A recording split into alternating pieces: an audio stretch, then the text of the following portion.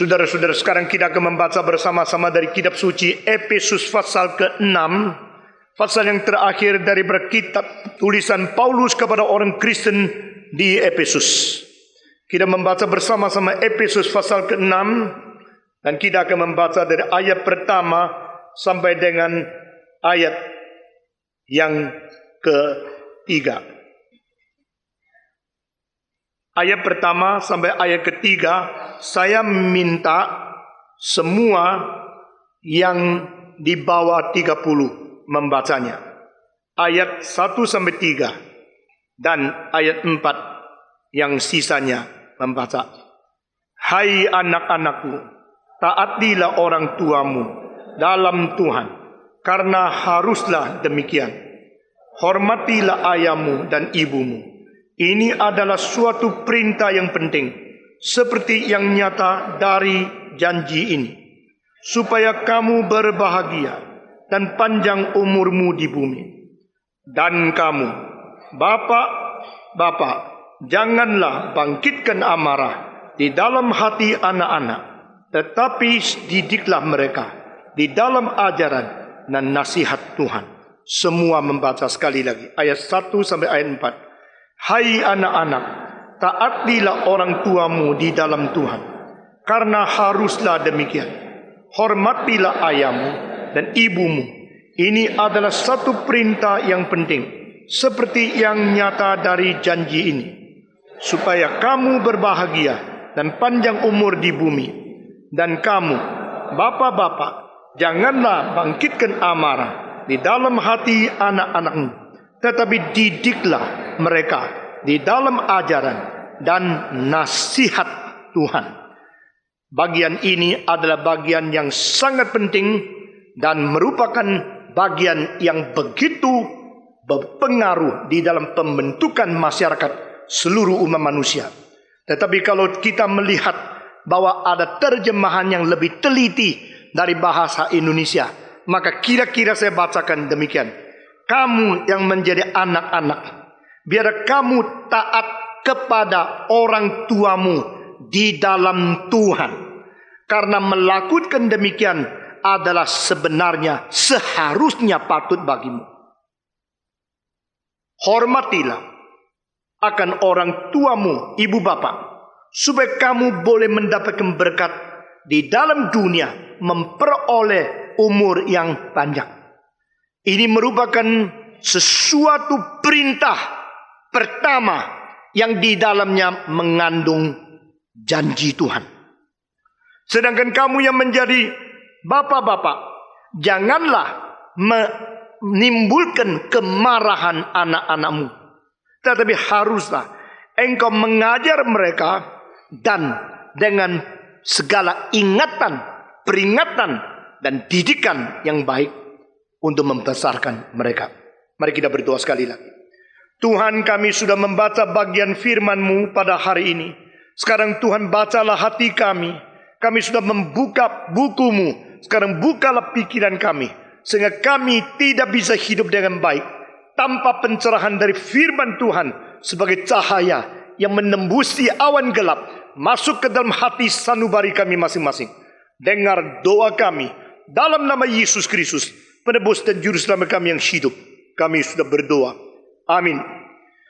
Saudara-saudara, minggu yang lalu kita berbicara tentang hubungan antara suami istri. Ini merupakan hubungan yang paling penting di dalam pembentukan masyarakat. Dan di dalam semua yang kita pelajari di kitab suci, tidak ada satu perumpamaan yang lebih penting dari perumpamaan, di mana ini merupakan sesuatu persamaan yang dikatakan oleh Paulus, rahasia antara Kristus dan gereja. Saudara-saudara, hubungan gereja dengan Kristus ditulis di sini adalah seperti suami dan istri, istri dan suami. Itulah sebab pada waktu kita melihat keluarga yang gagal, kita mengetahui kebudayaan itu sudah mau hancur. Kita melihat kalau keluarga sudah tidak lagi bisa dipertahankan sebagai satu institusi yang membentuk masyarakat, maka masyarakat itu mulai menjadi rapuh dan hancur. Saudara-saudara sekalian, Di dalam pikiran daripada Sorokin dan Spengler, mereka pun memikirkan demikian.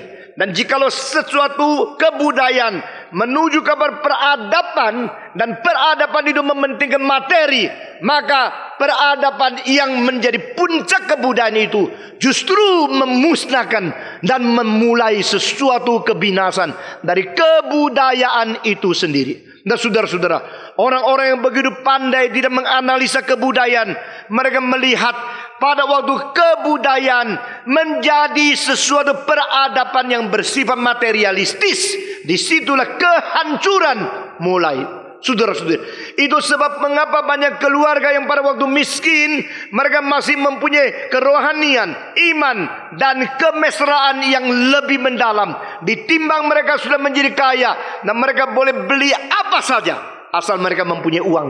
Dan pada waktu mereka mempunyai segala sesuatu, justru keeratan antara batin dan batin itu menjadi longgang dan menjadi bahaya. Saudara-saudara, dilahirkan di dalam keluarga orang kaya tidak lebih berbahagia dari dilahirkan di dalam keluarga yang miskin.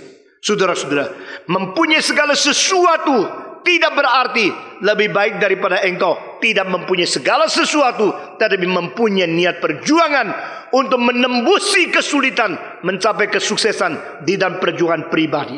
Saudara-saudara, dan kita melihat keluarga kalau rontok, sistem kekeluargaan kalau rusak, maka masyarakat itu mulai rusak. Saudara-saudara, Sorokin mengatakan abad ke-20 delima dan krisis yang terbesar di dalam abad 20 justru bukan bom atom, bukan nuklir, tetapi adalah karena cinta sejati sudah tidak lagi menjadi inti yang paling penting di dalam kekeluargaan. Sehingga suami istri ada seks, tapi bukan karena cinta. Bapak, ibu, dan anak adalah sesuatu hubungan kedagingan, tapi bukan cinta sesungguhnya. Dan masyarakat digoncangkan karena cinta yang sejati sudah pergi daripada masyarakat manusia. Saudara-saudara, bom atom bisa menghancurkan semua rumah, tetapi keluarga yang rusak menghancurkan batin seluruh umat manusia. Itu sebab kita kembali kepada firman.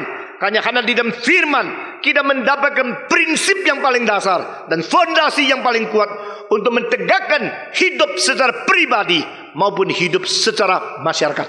Saudara-saudara, sebagaimana Kristus mengasihi akan gereja dan menyerahkan diri demi mengkuduskan dan menyempurnakan gerejanya keluar daripada segala penyakit yang cacat celah itu, maka demikianlah suami mengasihi istri dan istri mempersiapkan diri seperti mempelai yang suci menunggu akan mempelai yang akan datang menikahinya. Saudara-saudara, demikian Kristus telah mati bagi kita, Kristus telah menebus kita, Kristus telah menyerahkan diri untuk kita, Kristus telah menyerahkan, telah mengalirkan darahnya demi membersihkan kita, dan kita dipersiapkan menjadi mempelai yang suci menunggu kedatangan Dia. Saudara-saudara, hubungan antara suami dan istri seperti gabungan gereja dengan Kristus itu bersifat kekal, bukan sementara. Bersifat misterius, bukan semua bisa dimengerti dengan daya pemikiran manusia. Itu bersifat organik, bukan satu sifat mekanik.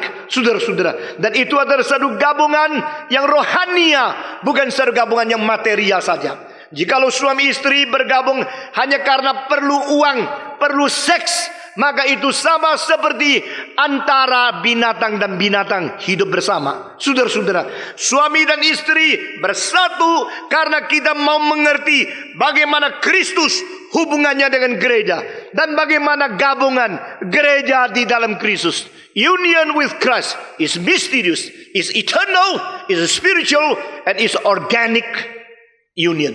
Satu union yang organik, satu union yang spiritual dan kekal. Sesudah begini, maka suami istri yang belajar dari Kristus, yang bergabung dengan Kristus, yang bersatu di dalam Kristus, boleh menjadi bapak ibu orang lain yang dilahirkan melalui mereka. Saudara-saudara, tidak ada ajaran di luar kitab suci yang lebih tinggi, lebih dalam, lebih tepat, lebih akurat, lebih sempurna dari apa yang sudah Tuhan beritakan kepada kita melalui hamba-hambanya dalam perjanjian lama dan perjanjian baru. Mengapa Paulus mengatakan terlebih dahulu tentang hubungan suami istri, baru bicara tentang ibu, bapak dan anak-anak? Karena ini urutannya. Urutan ini mengandung satu prinsip, perintah dari Tuhan Allah yang tertinggi harus ditaati oleh orang tua. Lalu orang tua memberikan perintah yang harus ditaati oleh anak-anak. Jika orang tua tidak taat kepada Kristus, maka perintah mereka sering tidak ditaati oleh anak-anak. Nah, saudara-saudara, di sini kita malah lihat ada satu chain of authority, sesuatu ordo daripada kekuatan kuasa, satu ordo daripada ketaatan, di mana Alkitab mengatakan Allah adalah kepala Kristus, Kristus adalah kepala gereja, dan suami adalah kepala istri, dan ibu bapa adalah kepala keluarga.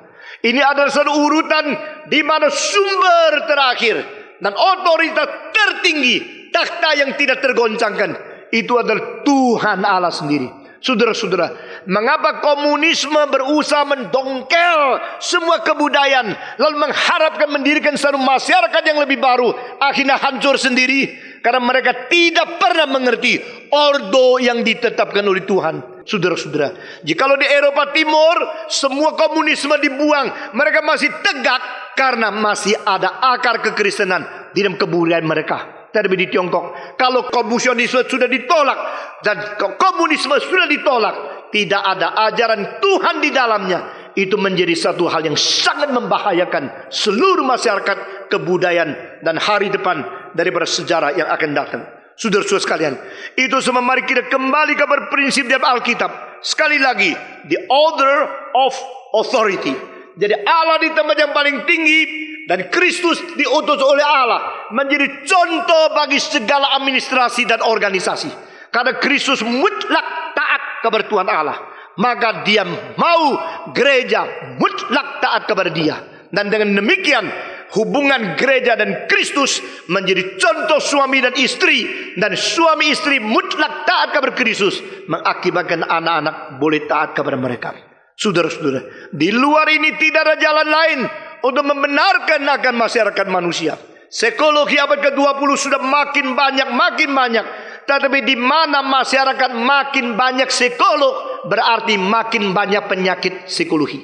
Saudara-saudara, di mana majalah psikologi makin banyak dibaca, berarti makin banyak orang memerlukan kesembuhan karena berada dalam sakit. Jika kita tidak kembali kepada Tuhan, tidak kembali kepada firman, maka manusia dengan kepintaran yang sebagai hasil rasio yang sudah dicipta dan jatuh di dalam dosa, tidak mungkin bisa membereskan kesulitan yang timbul daripada orang berdosa itu sendiri. Saudara-saudara, maka prinsip itu begitu jelas. Kita harus menggarap dengan segala pengertian kepada akar yang paling dasar, fondasi yang paling hakiki, yaitu Tuhan menjadi dasar keluarga kita. Otoritas Tuhan dan takhta Tuhan berada di dalam rumah kita, sehingga rumah itu boleh berdiri dengan baik untuk memuliakan Tuhan. Saudara-saudara, saya tidak tahu di dalam rumahmu hak yang tertinggi siapa. Hak yang tertinggi adalah manusia atau Tuhan. Hak tertinggi adalah uang yang berbicara paling keras, atau prinsip-prinsip firman yang mengatur semua di dalam rumah kita. Saudara-saudara sekalian, Christ is the Lord, the master of our family. Kristus adalah Tuhan daripada keluarga, sehingga bapak itu taat kepada Kristus, ibu taat kepada Kristus, dan di situ sinkronisasi kedua orang ini yang menjadi orang tua memungkinkan mereka mendapatkan kekuatan dan bijaksana untuk mendidik anak-anak. Saudara-saudara, Paulus berkata di sini bahwa kamu yang menjadi anak, kamu harus taat dan hormati ibu bapamu di dalam Tuhan. Nah, saudara-saudara, mengapa begitu banyak anak muda berontak kepada orang tua? Karena orang tuanya tidak takut kepada Tuhan. Mengapa begitu banyak perintah yang tidak bisa dijalankan? Karena anak tidak melihat contoh bagaimana orang tua takut dan taat kepada Tuhan. Saudara-saudara, siapa yang tidak suka memakai kekuasaan? Siapa yang tidak suka mempunyai otoritas? Siapa yang tidak suka mengatur orang lain? Anak kecil umur 2 aja, kalau bisa dia mengatur ibunya. Saudara-saudara, men are created to govern, men are created to manage, men are created to do.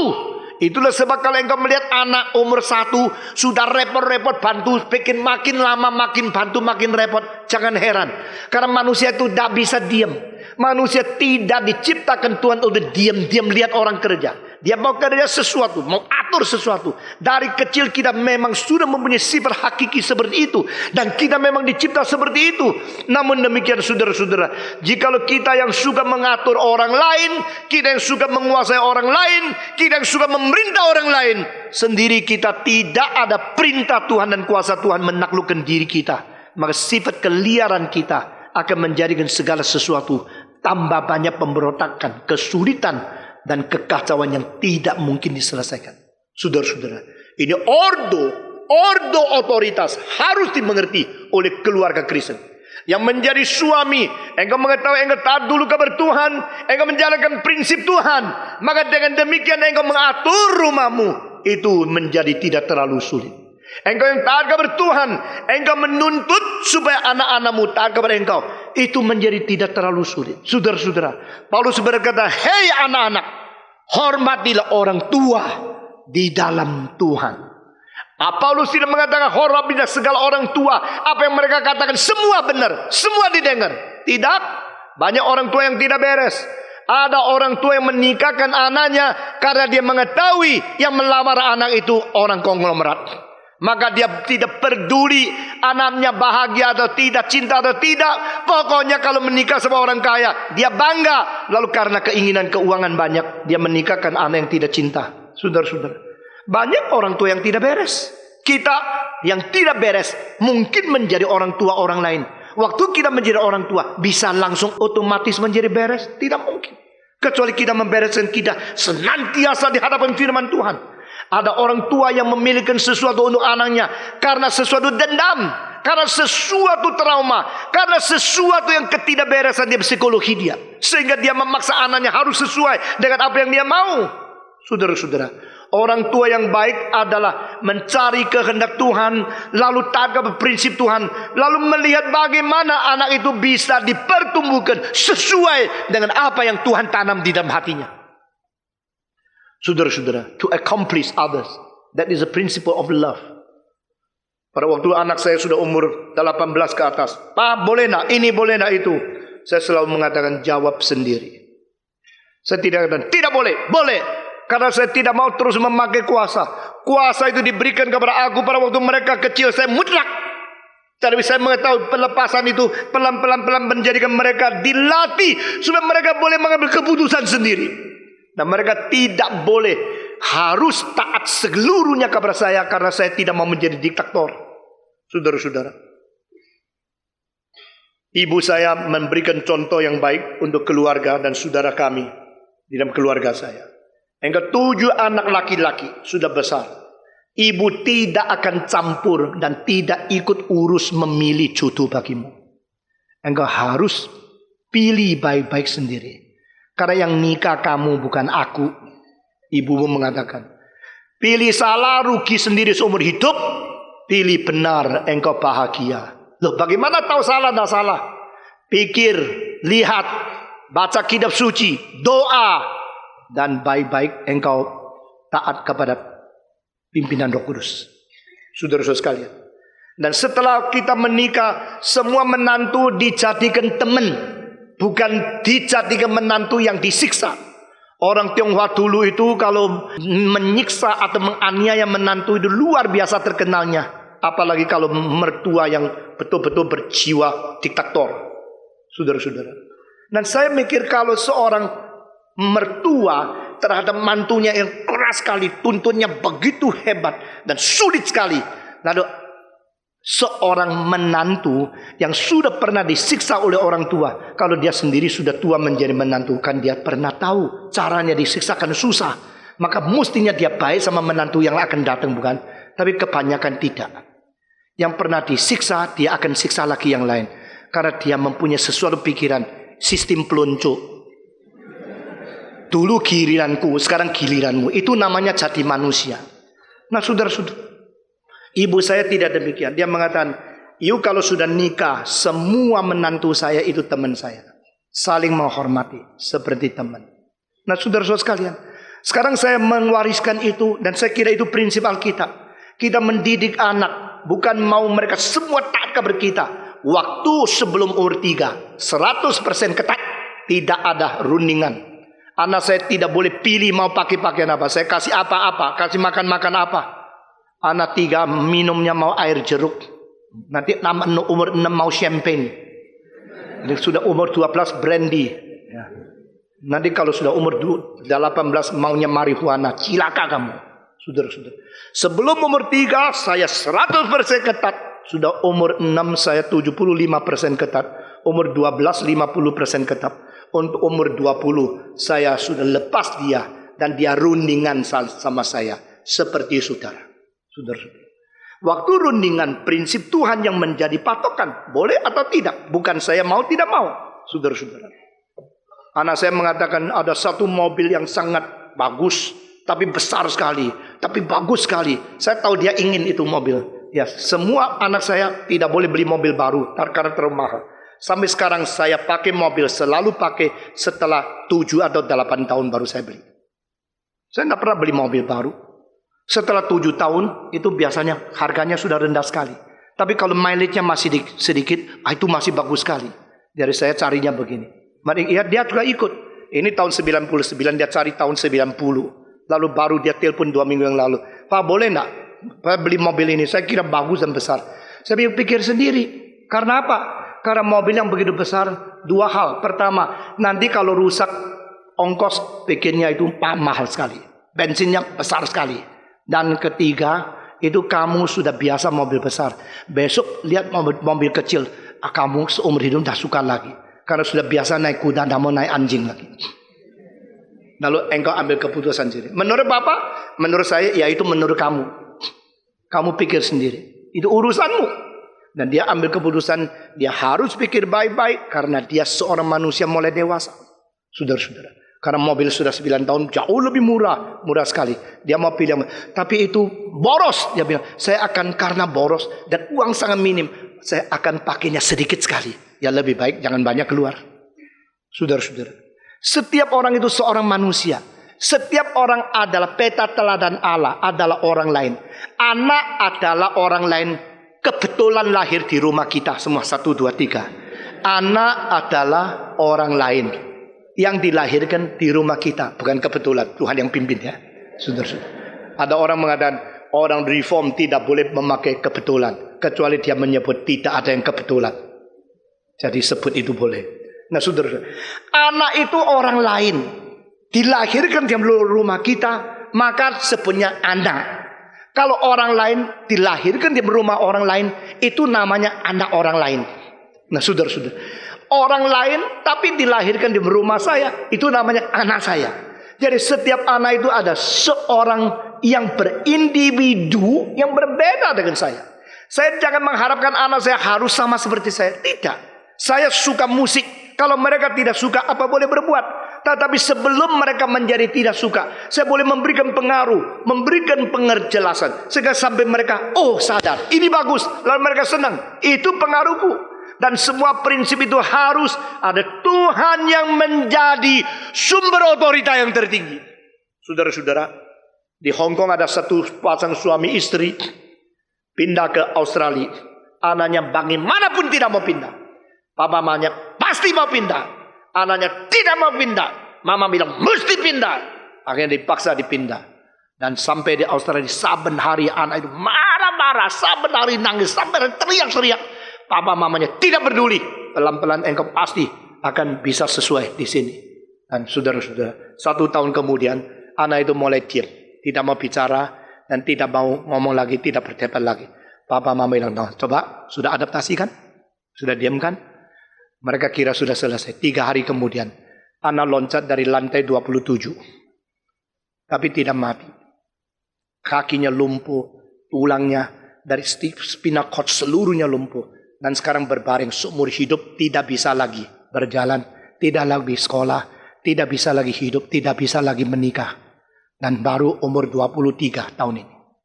Saudara-saudara. Itu terjadi kira-kira 3 tahun yang lalu.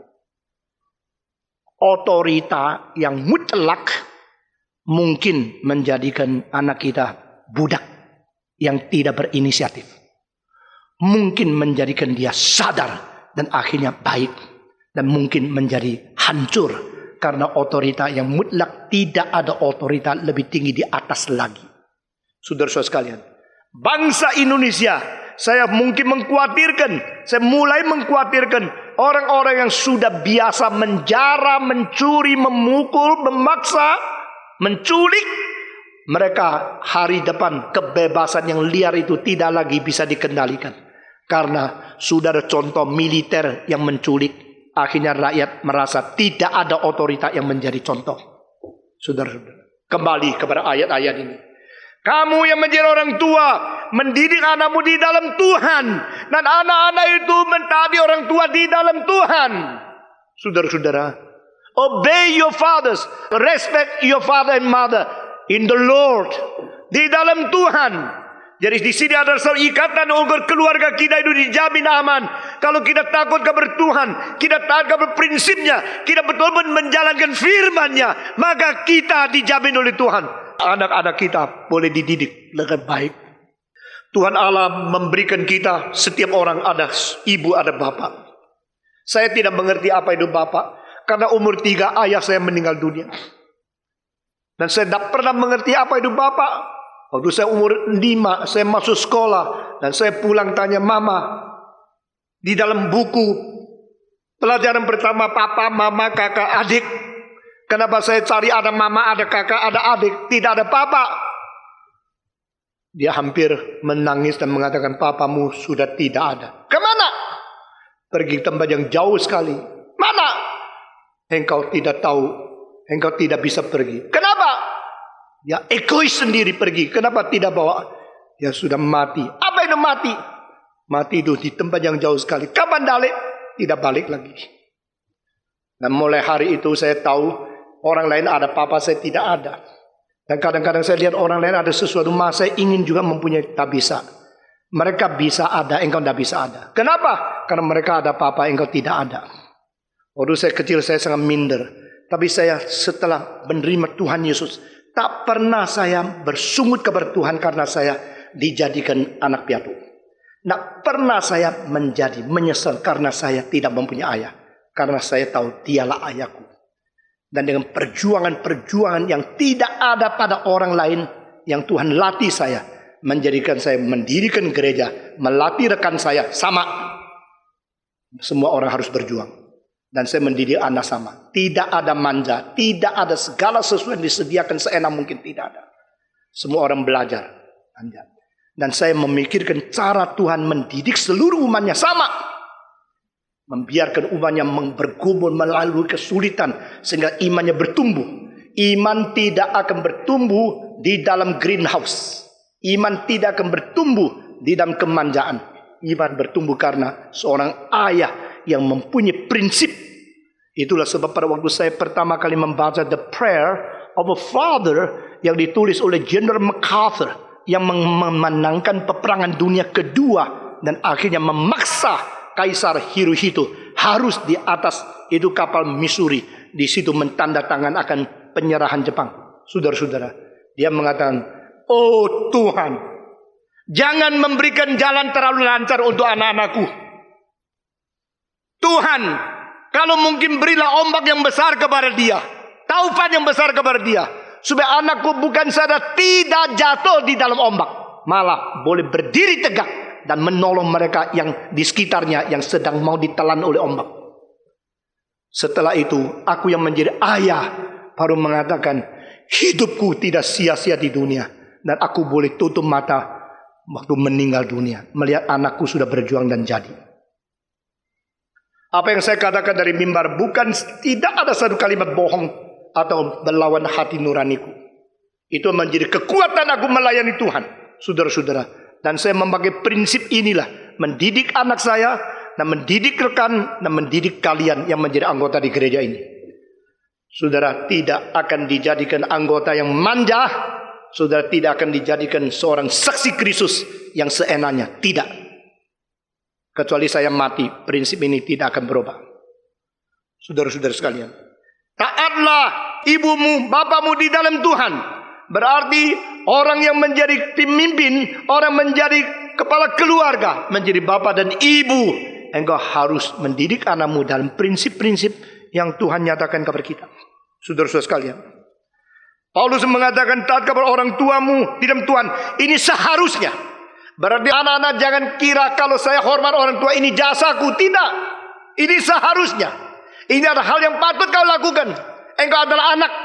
Biarlah anak-anak menghormati orang tua dan mengetahui ini sesuatu yang harus saya lakukan.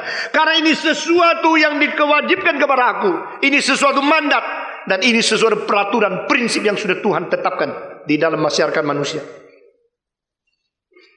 Dan orang tua jangan terlalu membiarkan anakmu itu menjalankan sesuatu yang melawan prinsip, lalu engkau tetap memuji-muji atau tetap melonggarkan akan mereka. Kalau anak kurang ajar, berani engkau hajar. Kalau anak kurang baik, engkau berani bicara.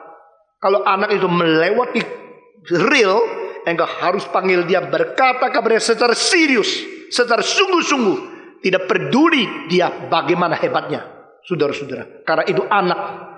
Kita harus mengketat anak sendiri lebih daripada mengketat anak orang lain. Mengapa banyak pendeta anaknya gagal? Karena pendeta sendiri sudah pikul salib lalu kira anaknya boleh dimanja. Saya tidak. Saya kira ini tidak benar. Mengapa banyak pendidik tidak bisa didik anak sendiri? Karena dia pakai teori untuk orang lain, tetapi pakai segala prinsip yang melawan teori untuk anak sendiri. Maka tidak beres. Mengapa banyak orang yang tidak mengerti ilmu pendidikan anaknya baik-baik? Karena tidak mengerti, maka mereka dengan gentar mendidik anak dengan prinsip-prinsip. Akhirnya Tuhan berkati. Saudara-saudara, segala pengetahuan akademis hanya menjadikan satu teori, itu merusak seluruh sistem pendidikan. Jikalau teologi, psikologi, pendidikan, semua itu hanyalah sesuatu yang dipelajari demi untuk mendapatkan sesuatu derajat akademis, tapi akhirnya itu teori tidak dijalankan, itu menjadi lebih cilaka. Karena yang tidak ada, mungkin karena tidak ada menjadi ada. Yang ada karena merasa diri sudah ada, akhirnya menjadi tidak ada. Ini paradoks. Saudara-saudara, kalau anak baik kepada orang tua, tidak usah terlalu hebat. Itu seharusnya dia harus hormat kepada orang tua. Orang tua seharusnya mendidik anak. Dan jangan kita menganggap kita berjasa besar kepada anak. Itu hanya sesuatu yang Tuhan mandatkan kepada kita. Saudara-saudara. Jadi di sini peranan manusia tetap adalah di dalam derajat peranan manusia. Anak-anak dididik dengan baik, itu adalah sesuatu yang keharusan orang tua kerjakan.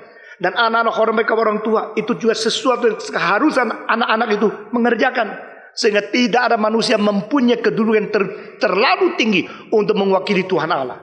Dan jikalau pada satu hari orang tua minta anak berbakti kepada dia seperti kepada Allah, itu sudah merebut sesuatu derajat, merebut sesuatu hak yang hanya dimiliki oleh Tuhan Allah. Itu sebab orang Kristen evangelical daripada abad ke-19 permulaan mentegakkan satu prinsip di Tiongkok, melarang akan ancestor worship, tidak berbakti kepada orang mati, karena dia berjalan di dalam rencana yang Tuhan tetapkan bagi umat manusia, mendidik anak. Tapi dia bukan Allah, dia tetap manusia. Manusia tetap manusia. Maka yang bagaimanapun berkorban untuk anak tidak berhak merebut hak Allah, minta anak berbakti kepadamu. Dan anak bagaimana baik kepada orang tua tidak berjasa, karena itu seharusnya. Kalimat-kalimat di Alkitab ini sangat dalam artinya. Kamu yang menjadi anak-anak, hormatilah orang tua, karena ini seharusnya. Ini hanya sesuatu kewajiban, bukan sombong, bukan satu jasa, bukan satu kehebatan luar biasa. Tidak, ini seharusnya. Orang tua mendidik anak seharusnya. Anak menghormati orang tua seharusnya. Karena ini semua merupakan apa yang sudah ditetapkan oleh Tuhan. Dan mendidik di dalam Tuhan. Dan yang anak kecil, anak-anak kepada orang tua, mentaati mereka juga di dalam Tuhan. Sehingga di dalam keluarga, Tuhan tetap yang paling penting, paling tinggi, paling dasar. Yang paling berperan, bukanlah manusia. Saudara-saudara. Dan dikatakan di ayat ketiga di sini, hormati orang tua supaya engkau diberkati. Apa artinya? Ini rahasia besar. Ini bijaksana yang tinggi. Yaitu orang yang menghormati orang tua, dia sangat diberkati oleh Tuhan Allah. Saudara-saudara. Apa sebab? Karena dia berada di dalam satu ordo, sesuatu prinsip otoritas ini. Sehingga barang siapa yang menghormati Tuhan Allah mendapat berkat dihormati oleh orang lain. Barang siapa taat kepada Kristus mendapat berkat side effect, dia ditakuti oleh orang lain. Barang siapa yang taat kepada Tuhan Allah dan sungguh-sungguh melayani dia, mendapatkan istri yang mau sehati melayani dengan dia. Dan barang siapa suami istri yang betul-betul taat kepada Tuhan Allah, menjadi contoh, mendapat berkat bahwa anak-anaknya juga hormat kepada dia. Nah, anak-anak yang hormat kepada orang tua mendapatkan kehormatan masyarakat dengan sendirinya. Ini semua ada side effect terus menerus. Ini menjadi satu berkat yang tersimpan di dalam prinsip kehormatan ini. Saudara-saudara, itu kemungkinan merespek orang. Ini adalah sistem value created and implanted into human nature. Allah telah memberikan penanaman di mana ada konsep nilai, ada pengertian nilai, penghormatan nilai yang sudah Tuhan tanamkan di dalam manusia, sehingga kita bisa menilai ini beres, ini tidak beres, ini harus dihormati, ini direspek, ini tidak. Dia bisa mengetahui siapa harus direspek, siapa tidak boleh direspek. Itu berarti engkau mempunyai pendirian nilai, dan pendirian nilai berdasarkan konsep nilai. Konsep nilai berdasarkan anugerah Tuhan, karena engkau dicipta menurut peta dan teladan Tuhan Allah. Dan penilaian tertinggi engkau harus menyembah. Dan penilaian tertinggi yang beroknum itu namanya Tuhan Allah. Maka kita menyembah Allah karena dia adalah nilai tertinggi. Nah saudara-saudara, penaklukan kepada nilai mengakibatkan side effect. Orang lain kalau merasa engkau cukup di respect, mereka akan memberikan respect. Respect manusia datang kepada kita tidak bisa dipaksa. Semua bos-bos yang besar di dalam satu perusahaan yang besar, orang hormat kepada dia karena dia masih bos. Itu kehormatan karena ada unsur profit, unsur daripada kuasa, unsur daripada sesuatu sistem masyarakat mengenai profit pribadi. Tapi pada waktu dia bukan bos tapi sudah ditambah dengan gem, menjadi gembos, saudara-saudara, maka kehormatan itu tidak ada lagi. Jikalau waktu engkau kaya orang hormati engkau, waktu engkau miskin engkau tetap hormati, baru engkau sadar dia dihormati bukan karena kekayaan. Dia dihormati karena watak dan moralnya tinggi. Nah itu yang saya minta saudara-saudara. Jikalau seorang miskin dihormati orang lain, namun dia tanya, apakah yang menjadi modal saya dihormati oleh orang lain? Karena uang? Tidak. Karena dia mempunyai watak, mempunyai ajaran, mempunyai kalimat, mempunyai sesuatu contoh di mana orang lain dekat dengan dia rasa ini harus disalut karena orang ini bermutu. Bukan karena uang, bukan karena kemuliaan, bukan karena kuasa, karena moralnya, spiritualnya, karena sesuatu yang mengalir keluar dari hatinya menjadi cahaya memancar kepada masyarakat. Nah orang mengatakan I respect him because he is so good. Itu yang penting. Guru, kalau anak-anak takut kamu karena engkau mempunyai kekuasaan besar, bisa mengeluarkan mereka, engkau bisa menurunkan angka mereka, itu guru diktator yang tidak berguna. Tapi guru dihormati kalau engkau mengajar kebenaran, engkau menjadi contoh, engkau mempunyai semacam pelayanan yang menyentuh ke dalam hati nurani orang. Itu baru menjadi seorang yang patut dihormati. Orang tua demikian juga. Orang tua hormat kepada Allah Bapa, tak mungkin anaknya tidak hormat kepada dia. Dan itu definisi apa artinya dan implikasinya, bagaimana aplikasikan akan kehormat kepada Tuhan, itu soal lain lagi. Saudara-saudara. Dan demikian juga orang anak muda yang hormat orang tua, masyarakat semua menjunjung tinggi dan menghargai dia. Engkau bilang papa saya tidak ada pengetahuan terlalu tinggi, saya ngomong apapun dia tidak ngerti, buat apa saya hormat sama dia? Saudara jangan hormat sama seseorang hanya karena pengetahuan. Jangan hormat sama seseorang hanya karena dia mempunyai studi yang tinggi. Saudara-saudara, kalau seorang yang cuma sekolah dasar akhirnya bisa kumpulkan uang sampai engkau sekolah di luar negeri, pulang jangan menghina. Lu tahu apa? Saya tahu atom, bom atom. Kamu cuma tahu kacang atom. Mama saya, papa saya tidak tahu apa-apa. Saya sudah belajar fisika, saya sudah belajar apa? Atomic power. Engkau apa? Lulusan Purwokerto SD. Terus ngomong apa sama mama nangri? Ngomong apa sama papa nangri? Engkau mulai tidak hormat dia. Kurang ajar kamu. Yang bikin kamu bisa belajar sampai tinggi itu siapa? Karena dia dong. Yang melahirkan kamu siapa? Dia. Orang yang tidak mengerti menghormati orang tua itu orang goblok. Orang yang tidak mengerti menghormati orang tua itu orang tidak mungkin dihormati oleh masyarakat. Saudara-saudara, saya kali-kali berkata kepada rekan-rekan, meskipun engkau honornya tidak banyak, kirim uang kepada papa mamamu enggak. Pendeta-pendeta tidak kaya. Kalau pendeta tidak dapat uang banyak, tetapi masih tinggal di rumah orang tuanya, masih suruh orang tua kasih makan, itu pendeta kurang ajar. Biarpun pendeta, saya tidak mau dengar khotbah dia, tapi dia tidak ada banyak uang, masih bisa memberikan sedikit untuk mengingat orang tua. Itu benar. Itu sepatutnya. Pertama kali saya menerima gaji, saya memberikan 60%, 66% kepada ibuku. Sisanya itu tidak cukup saya naik bus untuk menjadi dosen mengajar di Malang. Maka saya berapa tahun tidak ada uang naik bus menjadi dosen. Karena apa tidak ada uang? Karena uang dari saat yang saya menjadi dosen honorer, saya semua saya serahkan kembali kepada saat. Kenapa? Karena waktu saya masih sekolah di saat saya pernah mendapatkan beasiswa. Dan sekarang saya harus kembalikan uang untuk bisa lanjutkan kepada orang lain. Saya tahu prinsip itu. Maka tidak cukup uang. Bagaimana di dalam 1 tahun saya lihat perongkosan itu makin berat 3 kali. Dan saya punya honor dari gereja tidak tambah 1 rupiah. Akhirnya cukur rambut pun tidak ada uang. Saya mesti cukur rambut sendiri. Akhirnya sampai sekarang saya cukur rambut sendiri. Puji Tuhan, hemat ya. Maaf ya tukang cukur, tidak laku kalau saya tidak ke situ. Saudara-saudara. Dan karena dilatih Tuhan, saya tidak pernah pikir, wah kalau saya mempunyai uang banyak gini-gini. Dulu ya kalau orang pergi sekolah itu, ya kalau bisa pergi sekolah, berapa tahun pun baru pulang. Kakak saya pergi Amerika sekolah, sampai kira-kira 15 tahun baru pulang. Tidak ada uang pulang. Orang sekarang, waduh, setiap bulan, setiap setengah tahun bisa pulang.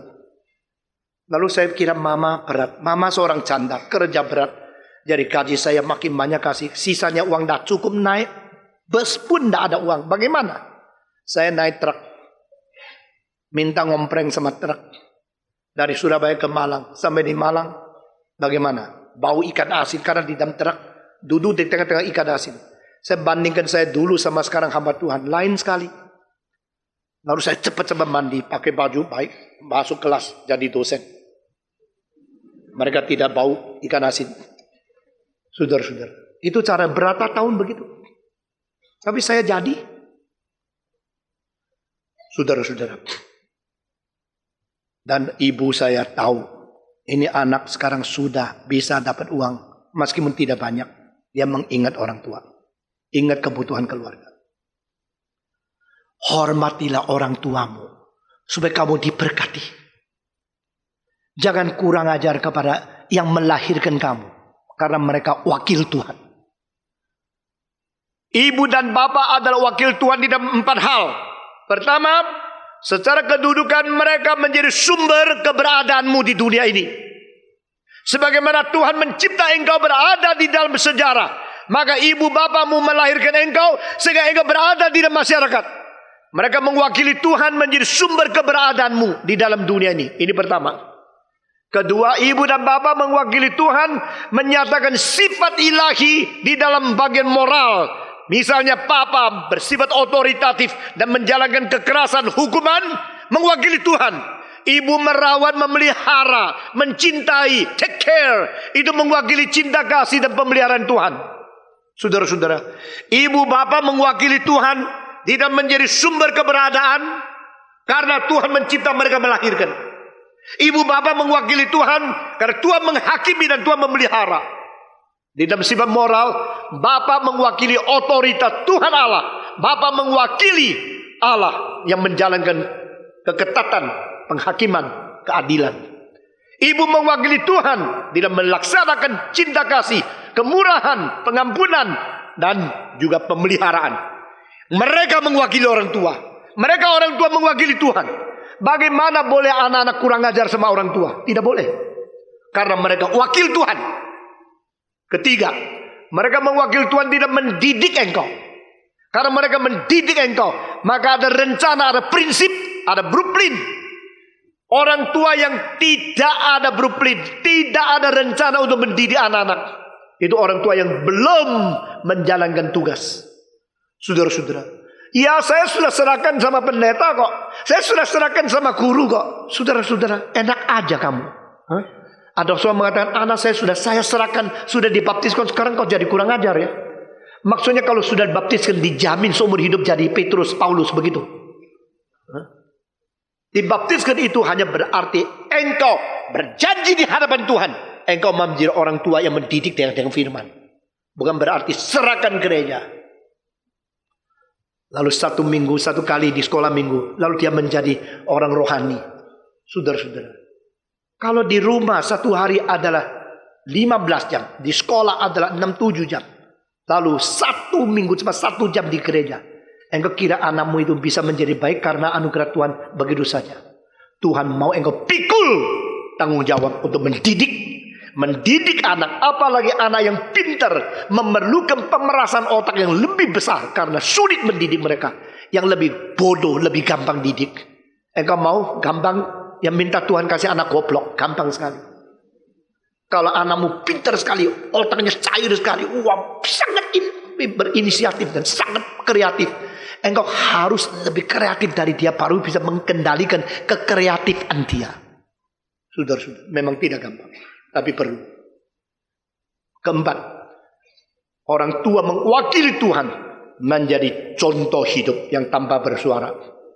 Saat-saat orang tua tidak berbicara, tapi sikap mereka, cara mereka menangani sesuatu, harus kau belajar baik-baik. Banyak anak-anak tidak dengar perkataan orang tua sampai orang tuanya mati baru mulai ingat. Waktu papa mama gini. Ya tahu. Sudah tahu. Terima kasih cintamu yang cerewet. Ya. Sudah tidak usah ngomong. Sudah tahu. Nanti papa mama sudah mati mikir lagi. Dulu pernah ngomong apa ya? Oh ya betul juga ya.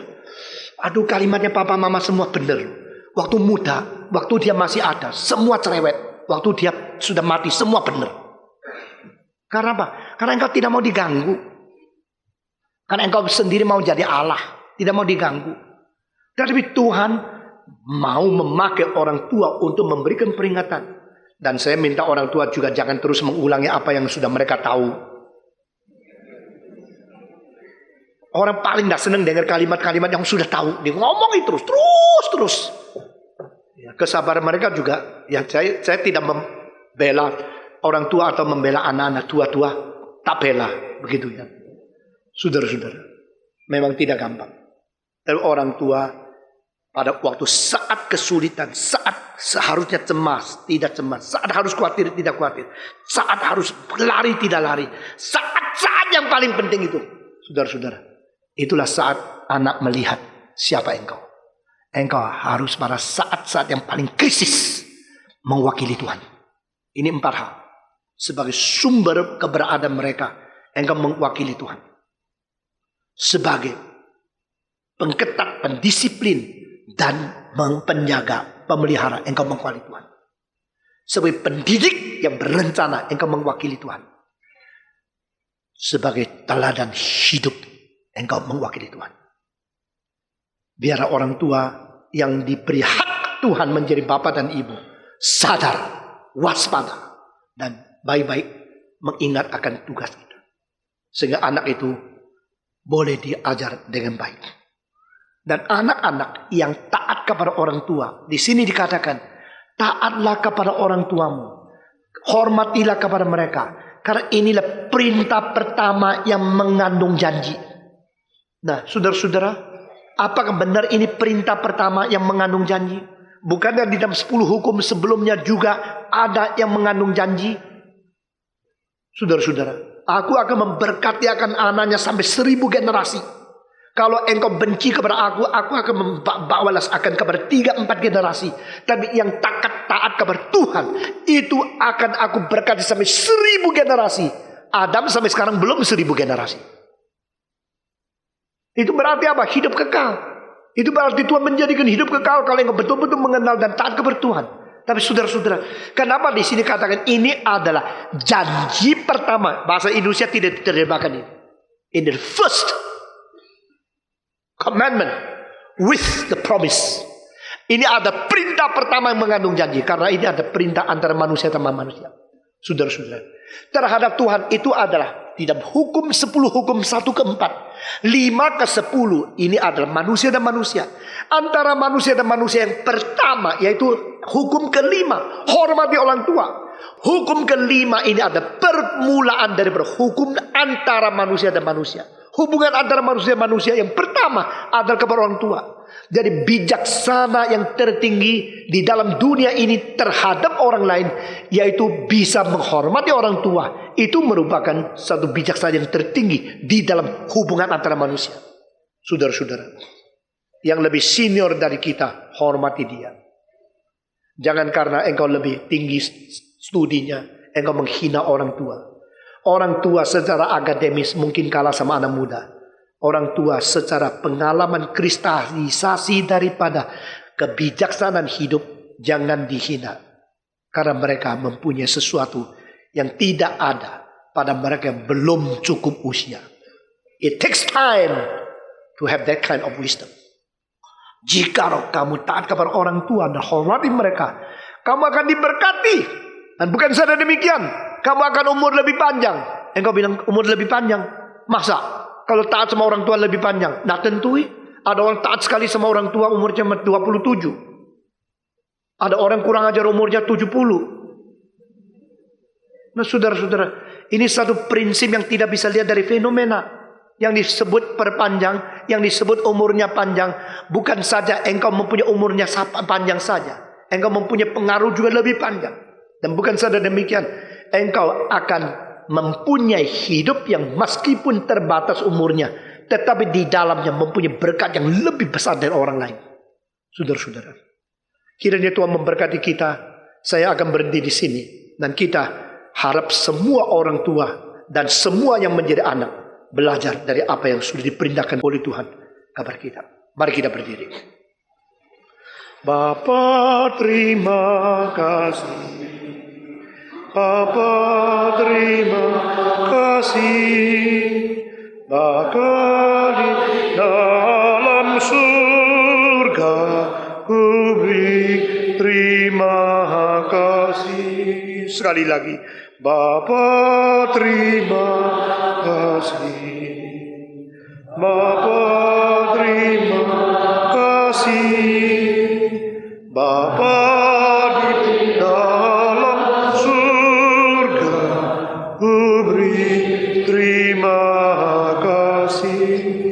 Mari kita berdoa, minta Tuhan membenahi, Tuhan mengkoreksi, Tuhan memimpin, dan Tuhan memperbaiki hubungan keluarga kita masing-masing. Berdoa untuk orang tua, berdoa untuk anak. Masing-masing berdoa dengan situasi yang ada pada keluargamu sendiri. Kiranya berkat Tuhan, firman Tuhan, prinsip kitab suci boleh berjalan dan boleh memerintah di dalam hidup kita masing-masing. Semua buka suara, mari kita berdoa bersama-sama. Bapa di dalam surga, sekali lagi kami datang kepadamu menyerahkan keluarga kami satu persatu ke dalam tangan Tuhan. Berkati anggota keluarga, berkati semua orang yang berada di rumah tangga kami, baik yang tua maupun yang muda. Tuhan pimpin satu persatu.